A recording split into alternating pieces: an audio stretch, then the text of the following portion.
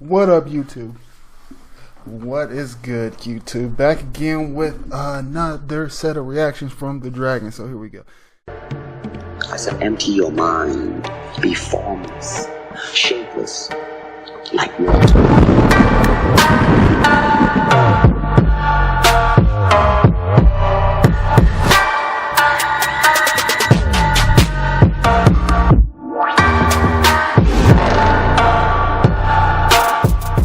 I'm checking some videos out and I see there's a video called The Embarrassing Times to Get Recognized. So I'm pretty excited about this one here.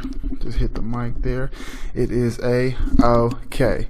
So let's go ahead and check this one out. And I see another one called Sooubway by TheOdd1sout. And I'm guessing that these are the guys that, yeah, this looks hilarious. This looks absolutely hilarious. Boom. So I hung out with my family last Christmas, So I was and one hanging out night with after my we family finished last eating night. out, we were walking through town and we went past a fountain. My almost 4-year-old niece got really excited because a fountain to a 4-year-old is like a kiddie pool that your parents never let you play in. She started screaming, "Coin, coin!" Now, the only thing funner than seeing a small object splash through water is taking your parents' money away. I don't know why, but everyone in society has agreed that it's fun to throw money away in fountains. I think the tradition started with wishing wells, and then it somehow morphed into any body of water surrounded by concrete has supernatural powers that need money to work. Yeah, I'll grant you immortality.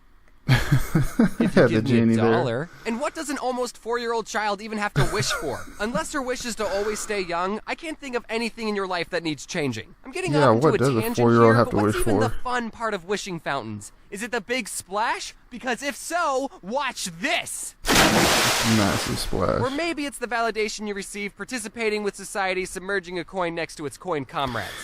Yeah, let me pause that. If you ever go to a a wishing well, you see like a ton of coins in there. What's the deal with that? At least with What's those the deal with spinny that? coin donation tubes, you at least get to see your coin go on a magical orbit as it slowly gets pulled towards a black hole. Oh. Magical orbit. That was fun, but I'm keeping it. Someone has to clean those fountains, you know. I wonder if they get paid in the coins they collect. That can either be the worst job or the best job ever. Did you know the Trevi Fountain in Rome can make up to 3,000 euros in one day? And in 2016, 1.5 million euros were thrown into the fountain. What if instead of throwing coins into the fountain, you throw it into my bank account? Hey, Jim, how much did you make today? Well, I made almost 3,000 euros, Bill. How about you? Someone threw in this big rock. I just feel like there's a better way to make your wishes come true than throwing your quarters away. I wish for a quarter. No, 2 quarters. Wow, it does work. Anyways, I digress. So my almost 4-year-old niece is screaming, "Coin, coin!" And it's 2017. No one carries cash on them anymore, especially not coins. It's all cards. I only have my debit card on me. Animation I'm not ready to style part is with that. legit. So I asked my He just parents, changed "Hey, do you animation. have any coins?" And they both said, "What do we look like to you, poor?" I knew what had to be done. I had to do what any good uncle would do. The only coins that were attainable were the coins already in the fountain. So I rolled up my sleeves and reached into the fountain to grab some doubloons. And right when I was doing this, a fan recognized me and said, "James?" It's not what it looks like. I mean, who? You know, that was probably a weird sight to see. A YouTuber reaching into a fountain for coins. The adpocalypse hit me pretty hard. The apocalypse. But I was doing it for my almost 4-year-old niece, alright? I got the coin I needed, handed it to my niece, and she proceeded to throw it back into the fountain. And everyone was happy. And that's the end of the story. It's kind of short, but I wanted to do something different with this video to show off all these amazing animators. A link to everyone who worked on this video can be found in the description, so please check them out. That's pretty anyway, sick. I'm just going to end the video now. Thanks for watching, and as always, wear your seatbelt. Wear your seatbelt. So that's a pretty cool one. We're going to go ahead and go right on to the next one, which is Work Stories at Sooubway. Hi, my name's Monica, and I'm a Lyft Work driver. Stories I at love Sooubway. because I'm able to cash out instantly. This one looks any pretty day of the freaking week. popular. And even if I need to put gas or get Skip the ad. I think that everyone at some point in their life should work in a fast food or retail job. Not to improve their work ethic or anything, but so that everyone knows what it's like to have that kind of job. They wouldn't work in fast food their whole lives, maybe just like for 6 months, just so they get a feel for it. So with that, let's talk about the time when I worked in fast food. I used to work at a very small local sandwich shop. I don't know if any of you guys heard of it. It's called Sooubway.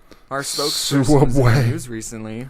I don't know if you guys look at the news. Did you hear he got beat up in jail? I kind of want to meet the person who beat up Jared more than Jared. Not in person. We wouldn't meet in person, obviously. But, like, he would be behind bars, and I would just look at the guy who beat up my spokesperson. How many people get to say that they beat up a fast food icon who is also a pedophile? Only one, and it's that guy. Only one. Guys, that working guy. at Sooubway was probably one of the most easiest jobs out there. I don't know why I'm about to complain about it to you guys. We got free cookies. And you know the comic with the Subways in Hell? I was actually working at Subway when I made that comic. Absolutely I just amazing. think it adds sort of a little bit of value to I want some free it. Subway the cookies. Owners, who were husband and wife, can you believe it, of the Subway I worked at owned 2 stores. One of the Subway stores was in a Walmart on an Indian reservation, because we have those in Arizona, and the other Subway was the Subway I worked at. And since the Walmart store was always busy, the owners would spend 99% of their time at that store. So I didn't really have a boss most of the time. On the off chance the owners did show up, they would just pick up some food and then they would make sure I was making sandwiches the right way. And every time I made a sandwich in front of them, they would always find something wrong with it, without fail. You put on too many olives. Do you know according to the Subway formula, you're only supposed to put on 8 olives on a foot long?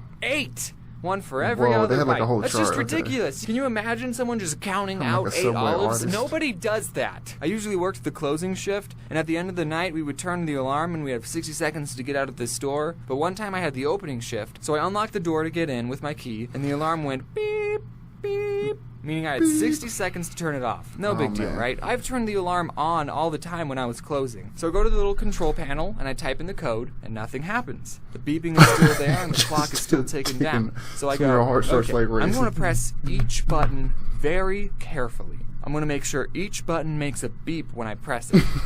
Beep, beep. Beep. Nothing still happens. So I go, okay, I'm going to make sure to press each button very carefully. And I start thinking, did they change the passcode without telling me? Well, this is the only passcode I know, so we're just going to try it again. And I press each button very carefully. Beep. Beep.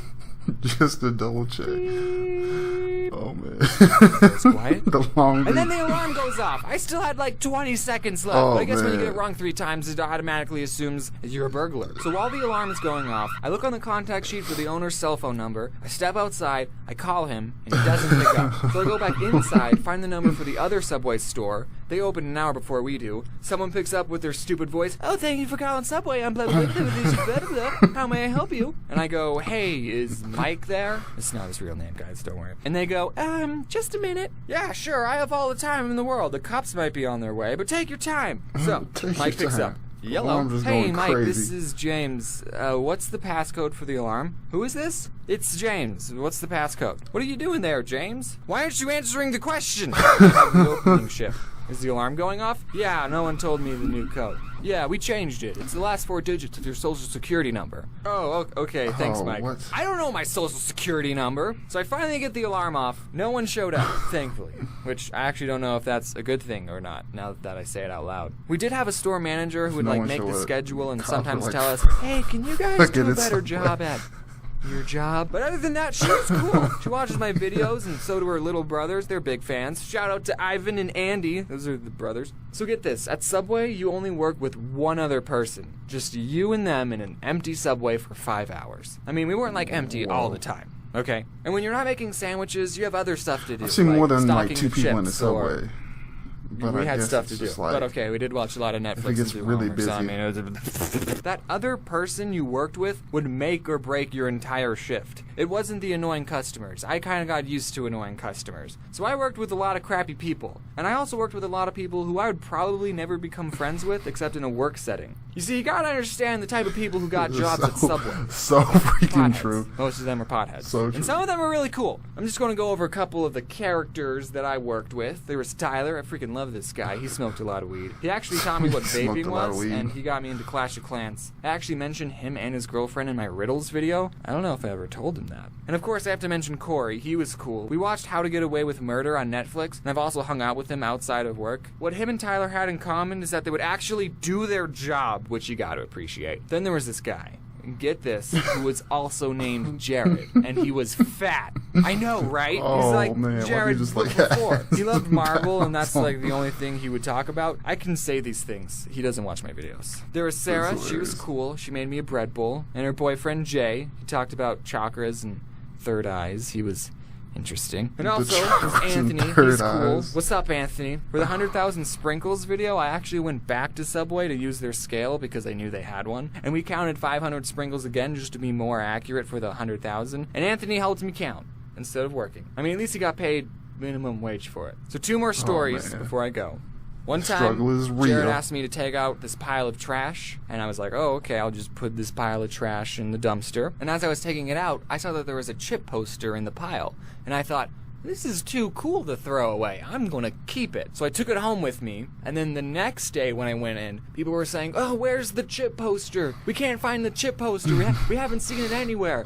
Thinking, where's the chip poster? I decided not to tell anyone that I had the poster. And it's still hanging up in my room. Sorry, boss, if you're finding out about this now. Okay, and then the other story, I was working with a manager, and we were just making sandwiches like usual. And I noticed that when we toasted a sandwich, it would burn the paper a little on the edges. That probably shouldn't be happening. So then a customer asks for just bacon toasted. And the boss lady puts some bacon on paper, and then puts it in the toaster. And we don't have a setting for just bacon. So then when she opens the toaster, there was a fire on the bacon. So then she starts to whack it with the little metal tray thing, but all she ended up doing was fanning the flames, making the fire bigger.